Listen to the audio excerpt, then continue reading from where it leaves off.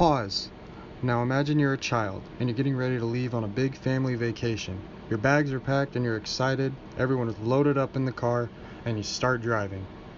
What's the first thing that you do? Turn on some music, right? My question to you is, by what means are you listening to your music? My name is Nicholas Hines, and in this video, we are going to talk about if radio is becoming a distant memory or if it is still thriving today. We will also be covering the new and up idea of radio with music in companies such as Pandora, Spotify, SiriusXM, and Apple Music. I am a lot like many of the electronic generation today. Load up my iPhone, CD changer, and let my music play my way, without any commercials or interruptions. I also use the streaming services like Pandora, Spotify, and Apple Music. All in all, there are many different options to choose from. So here are a few different types of radio.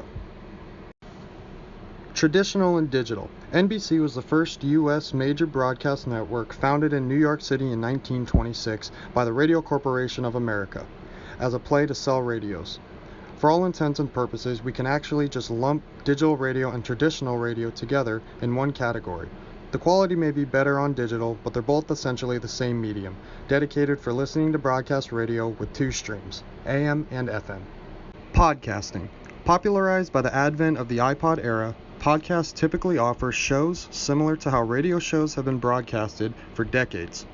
Podcasts are also a great way for people to hook into the content that is of particular interest to them. Many consider podcasting as an alternative to commercial radio and TV because of the low cost of producing. Next are subscription services. Much like radio, Spotify, for example, are all about the access over ownership.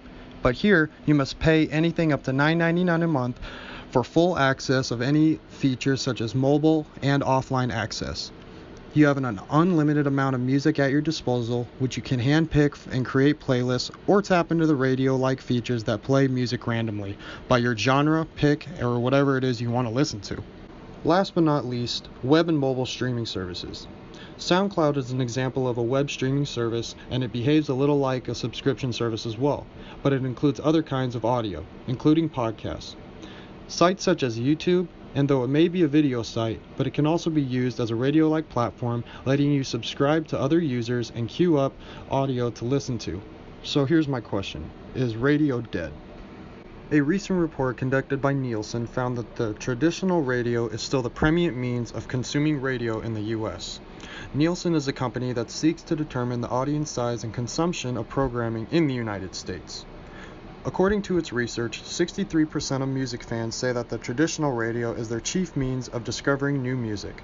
Of course, that is not to say that alternative means of consuming radio aren't on the uprise. It just means that FM/AM wireless remains a force to be reckoned with, according to this Nielsen report. I believe we are seeing AM/FM radio going the way of the dinosaur as digital music takes a hold on very small, high-capacity, lightweight, portable devices that consumer program with their own music and tastes and change as those tastes change. In the 50s and 60s, everybody listened to the radio day and night. TV, Ed Sullivan, Malt Shop, and good rock and roll. The 60s were filled with the voice of Bill Monroe, Bluegrass Boys, Flatt and Scruggs, and many more.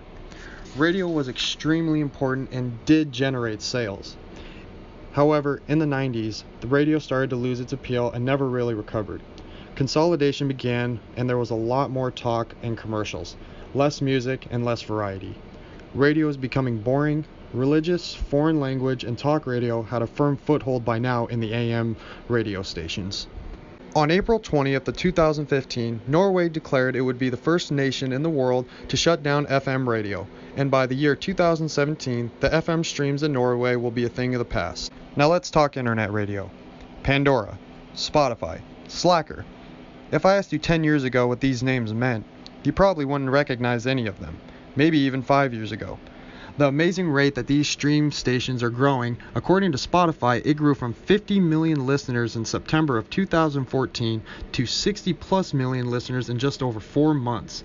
However, it is indicative of the ever-swelling digital wave that lately has been engulfing nearly every media channel. With the advent of the iPhone, smartphone, tablet devices, came through the evolution of the internet media sources like Pandora and Spotify. Internet webcasters provide the listener of a preferred genre the ability to hear their favorite style of music on the go. Many provide the service without talk and advertising if you pay a small monthly fee.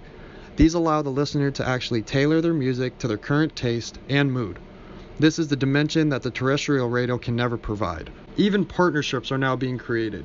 For example, between companies such as Spotify and Hulu. Students are actually able to get Spotify Premium and Hulu for just a low price of $4.99 a month.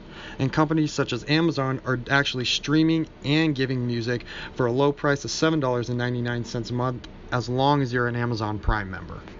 Then there are those like myself who will just load up the iPod and use it. It is my music the way I want it, and a substantial part of my music collection is there. Streaming is rising very quickly, and those listeners aren't listening to the radio, and when they're on an internet streaming service, it is listening to Pandora, SoundCloud, Apple Music, or those like.